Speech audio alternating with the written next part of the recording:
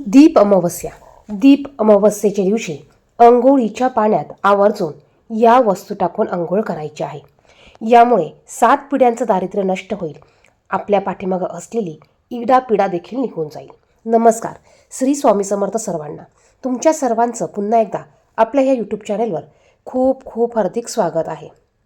श्रावण महिना हा हिंदू धर्मामध्ये अतिशय पवित्र आणि धार्मिकदृष्ट्या महत्त्वाचा मानला जातो.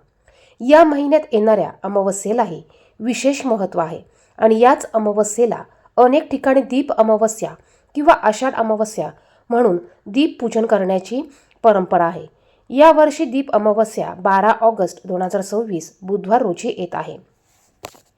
दीप अमावस्येचं पूजन कसं करावं याविषयीची माहिती हवी असेल तर आपल्या चॅनेलवर डिटेल्स व्हिडिओ आलेला आहे, तो तुम्ही पाहू शकतात. चॅनेलवर नवीन असाल तर असेच माहितीचे विविध व्हिडिओ पाहण्यासाठी चॅनेलला सबस्क्राईब करा, बाजूच्या बेल आयकॉनला प्रेस करा आणि कमेंट बॉक्समध्ये हर हर महादेव, श्री स्वामी समर्थ लिहायला विसरू नका. आता दीप अमावस्येच्या दिवशी बघा, अमावस्या तिथी आपल्या हिंदू धर्मामध्ये पवित्र मानली जाते. या दिवशी बरेच असे काही उपाय असतात, सेवा असतात, त्या केल्या जातात. लक्ष्मी प्राप्तीसाठी काही उपाय केले जातात. पितृदोष दूर करण्यासाठी देखील या दिवशी पितरांची सेवा करून, तर्पण करून काही उपाय आणि सेवा केल्या जातात. त्याचप्रमाणे या दिवशी आपल्या घरातील सर्व छोटे मोठे जे दिवे आहेत, ज्या पंत्या आहेत, समय आहेत, हे सर्व दिवे स्वच्छ करून याची सकाळी किंवा संध्याकाळी पूजा केली जाते. दीप अमावस्या म्हणजे दिव्यांची पूजा करण्याचा विशेष दिवस. आपल्या संस्कृतीमध्ये दिवा हा प्रकाश, ज्ञान आणि सकारात्मकतेचे प्रतीक मानला जातो. अंधार दूर करून प्रकाश देणारा दिवा हा आपल्या जीवनातील अज्ञान दूर होऊन ज्ञान आणि समृद्धी मिळावी अशी सुंदर भावना व्यक्त करतो. या दिवशी घरातील दिवे स्वच्छ करून त्यांची पूजा करण्याची परंपरा आहे. घरातील स्त्रिया या दिवशी संध्याकाळी दिव्यांची मांडणी करून त्यांना हळदी, कुंकू, अक्षता, फुलं अर्पण करून पूजा करत असतात. त्याचप्रमाणे या दीप अमावस्येला म्हणजेच आषाढ अमावस्येला अंघोळीला देखील महत्त्व आहे. या दिवशी पवित्र नदीमध्ये स्नान करण्याला महत्त्व आहे आणि हे पवित्र नदीमध्ये किंवा एखाद्या तीर्थस्थळी तुम्हाला शक्य झाल्यास तुम्ही स्नान करू शकतात, परंतु ते सर्वांना शक्य होत नाही. म्हणून आपण अंघोळीच्या पाण्यात काही वस्तू टाकून घरीच या पद्धतीने स्नान करू शकतो. कोणत्याही धार्मिक पूजेपूर्वी स्नान करून शरीर आणि मन स्वच्छ ठेवण्याला महत्त्व दिलं जातं. दीप अमावस्येच्या दिवशी सकाळी लवकर उठायचं आहे, उठून अंघोळ करायची आहे, स्वच्छ कपडे परिधान करावेत आणि देवाची मनोभावे प्रार्थना करावी. आता बऱ्याच घरांमध्ये स्नानाच्या पाण्यात सुगंधी किंवा पवित्र मानल्या जाणाऱ्या वस्तू घालण्याची परंपरा आहे. यामध्ये प्रत्येकजण आपल्या आपल्या रीती, परंपरा, रूढीनुसार वेगवेगळ्या वस्तू घालून अंघोळ करत असतात. मग तुम्ही हीच वस्तू घाला, तीच वस्तू घाला असं नाही. तुमच्या परंपरेनुसार, तुमच्या पद्धतीनुसार तुम्ही अंघोळीच्या पाण्यात काही विशिष्ट वस्तू टाकून तुम्ही अंघोळ करू शकतात.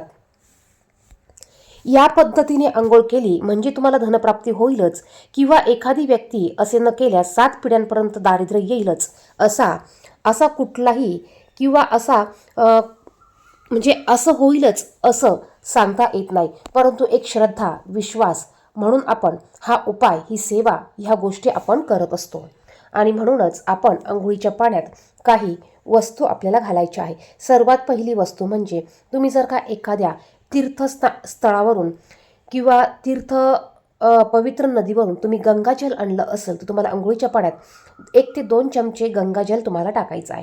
जर का गंगाजल नसेल तर तुम्हाला जिथे पूजेचं सामान मिळतं त्या ठिकाणाहून तुम्ही गंगाजलाची बाटली आणून त्यातील तुम्ही 1 ते 2 गंगाजल थेंब किंवा तुम्ही चमचे पाणी घालू शकतात. त्याचप्रमाणे पंचगव्य टाकून तुम्ही अंघोळ करू शकतात. जर का ह्या वस्तू तुमच्याकडे नसतील तर तुम्ही गोमूत्र टाकून त्या पाण्याने अंघोळ करू शकतात. त्याचप्रमाणे या दिवशी आपल्याला थोडंसं जाड मीठ किंवा तुमच्याकडे संदेव मीठ असेल तर ते टाकून तुम्हाला अंघोळ करायची आहे. बघा, सर्व वस्तू असल्याच पाहिजे असं नाही. त्या तिथीला ज्या देवतांना महत्त्व दिलं जातं, जे दोष दूर केले जातात, त्या गोष्टी अंघोळीच्या पाण्यात आपल्याला टाकायच्या आहे. आता त्यानंतर अमावस्या आहे, तुम्हाला शत्रुपीडा दूर करायची असेल तर थोडेसे काळे तीळ तुम्ही अंघोळीच्या पाण्यात टाकू शकतात. आता अमावस्या तिथी भगवान श्रीहरी विष्णू, माता लक्ष्मी यांना देखील समर्पित आहे.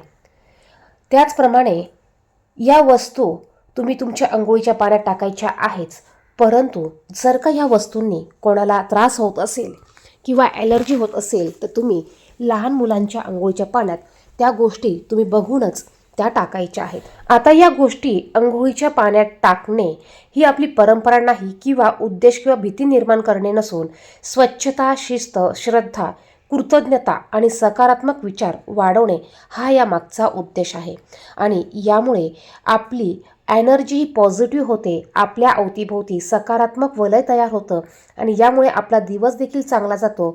आपल्या घरात आनंदाचं वातावरण राहतं आणि यामुळे आपण जे पण काही उपाय, सेवा, सणसूद साजरे करतो हे निर्विघ्नपणे आणि व्यवस्थित पार पाडतात. आणि म्हणूनच आपण अंघोळीच्या पाण्यात ह्या वस्तू टाकून अंघोळ करायची आहे. त्यानंतर बघा, जसा एक छोटासा दिवा अंधार दूर करू शकतो तसाच आपल्या आयुष्यातील एक चांगला विचारही अनेक अडचणींवर मात करण्याची ताकद देऊ शकतो. आणि म्हणूनच ह्या गोष्टी आपल्याला श्रद्धा ठेवून आपल्याला 12 ऑगस्टला दीप अमावस्येला करायच्या आहेत.